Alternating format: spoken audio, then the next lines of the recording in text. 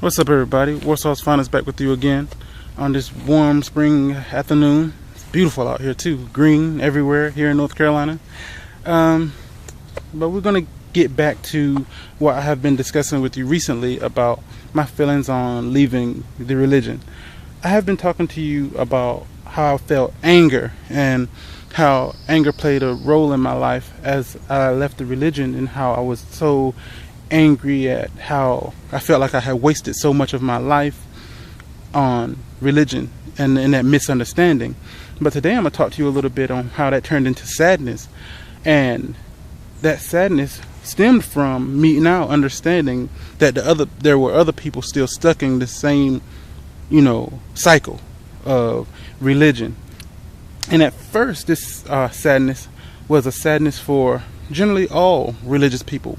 That doesn't even stick to just Christianity, mostly Christianity, because that's what we have here in America or in North Carolina. But it also stemmed to other people who were stuck in religion and was afraid to live their lives, or didn't want to live their lives based on, their feelings, or, whatever their religious texts or their preachers or said to them. But the biggest part of me changed, experienced sadness due to, people of my color. Once I started to be able to empathize with people of my color. Once I left the religion, I started hanging out with people who were atheists and non-believers. And in hanging out with people who were non-believers, I started to notice that there were no black people. Not no black people, but very, very few black non-believers. As a matter of fact, even on YouTube, there were very, very few black non-believers. And it's understandable why, but that just was something that I felt sorry for and me.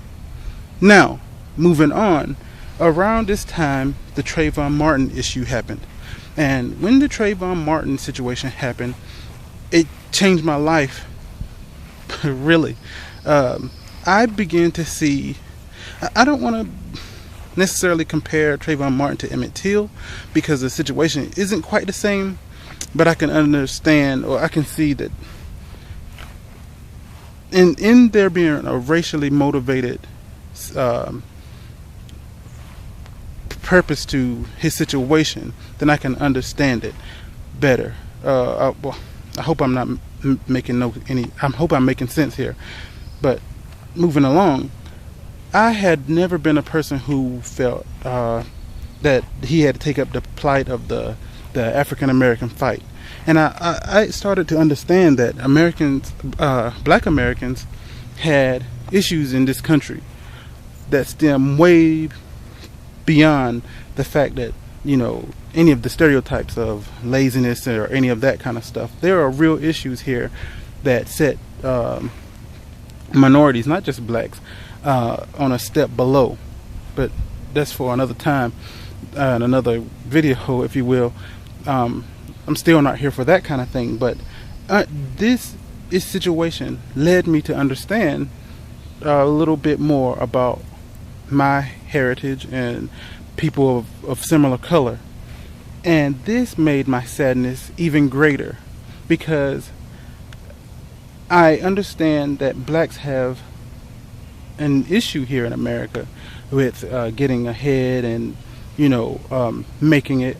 There's opportunity, of course, sure there is, but many minorities, especially blacks, have more hoops to jump, if you will. And seeing this situation mixed with religion did it almost sent me into a different type of depression. I don't like to say depression, because depression is a diagnosed illness, and I was never diagnosed, but I did feel great sorrow for African Americans because of their, the gravitational pull that it seems that religion has on them. And it seems that religion is very prominent in the black community, even though the black community experiences so much of, you know, the negative and the negativity in this country. And I don't want to get on a rant here, and I guess I'll continue this in another video.